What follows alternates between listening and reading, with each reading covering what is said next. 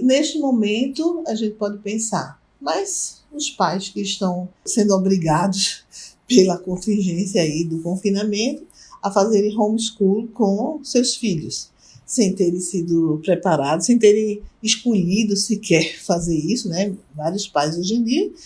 têm toda uma dedicação, um interesse e realmente se preparam, existe todo um conhecimento relacionado com essa atividade de homeschool. Mas os pais que não têm experiência, que na realidade na correria da vida terceirizaram aí esse acompanhamento dos filhos, né, para a professora de reforço, para o Kumon, às vezes isso pode ser a causa de muita tensão, até de sentimentos de culpa por causa desse fato dessa inabilidade, dessa sensação de incompetência em relação a conduzir esses estudos em casa. Recentemente eu vi um artigo na internet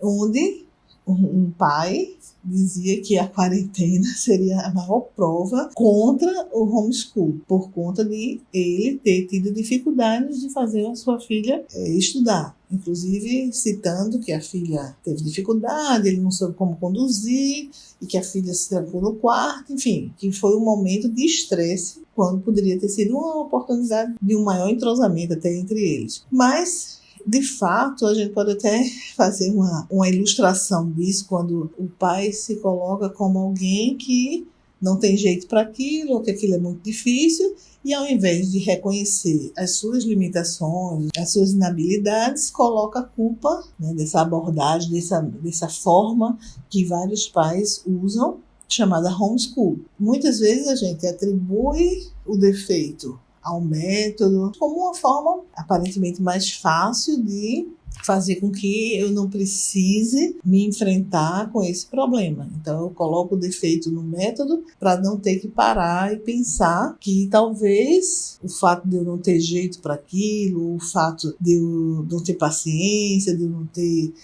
escolhido aquilo, seja o motivo real porque que na hora que eu fui praticar, até experimentar aquilo não tenha funcionado, ao invés de eu já achar que é o método que não funciona. E tem até uma historinha que ilustra, no caso aí falando como se fosse um medo, mas eu quero aplicar isso a essa condição de projetar sobre algo que não diz respeito a mim, como se aquilo não fosse um problema, uma dificuldade minha, colocar isso, a culpa, sempre em algo externo. Dizem que tinha um menino que foi para o zoológico com o seu pai, e quando chegaram ali no lago onde tinha os jacarés, o menininho disse: papai, vamos embora porque o senhor está com medo do jacaré. Então isso ilustra essa tendência que se tem de não assumir sua dificuldade, seu medo, sua inabilidade e atribuir a causa daquela motivação ao outro. A gente não pode chegar a uma conclusão de que homeschool seja algo bom ou mal, simplesmente porque quando a gente está no homeschool